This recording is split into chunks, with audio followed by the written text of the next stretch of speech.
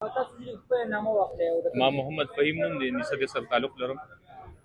فهیم صاحب دا څه واقعیات شو دغه لپاره دا د موټروي ټولګازي سره د سناباد دغه تدي 400 هسپتال ته راتلل، د چاچی مې وه او تر زوی مې ورسره ماشومان وو او بس ټرک راووته، دغه اکسیډنټ شوی دی. نو تر زوی خو مې وفات دی، ورسره 2 ماشومان دي او د چاچی مې هغه هم ټیک نه ده. هغه چې کوم کور والی هغه هم پېښور ته ریفر کړل. نو الله دې نور خیر کړي. دې کې تر اوسه وخته پورې څومره پورې مړي شوي، څو زخمیان دي؟ 3 خو وفات شوي دي، دا 2 سیریز دي.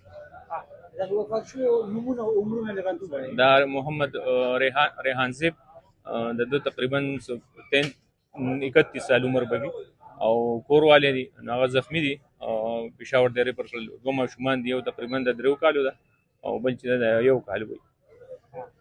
نو دا دې هسپتال ته راتلل او ټرک پرې ووت دغه ټولګازي نه ټرک راووته او دې خوا 400 طرف ته راتلل. نو ستاسو په خیال باندې تیزوالي او غلطي وسو دغه اوس نشو ویلی، هغه موقع سره چې څوک موجود و هغه به وي، الله ته علم دی. دغه واقعیت چې شو دا مړي چا راوړل؟ دا 112 ته دغه په خل چې ایتم کال کړو او نو هغه ځای کوم خلک وو خدای دې ورسره وکړي، هغوی به منډه والي.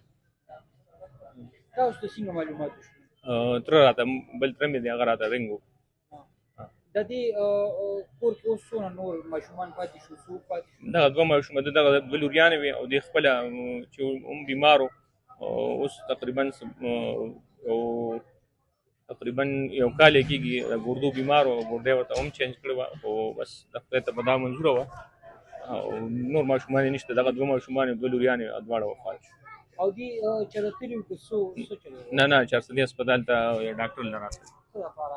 چیک اپ لري. مور هم شوګر او د ماشوم یو بیمار و، دي چیک اپ لري.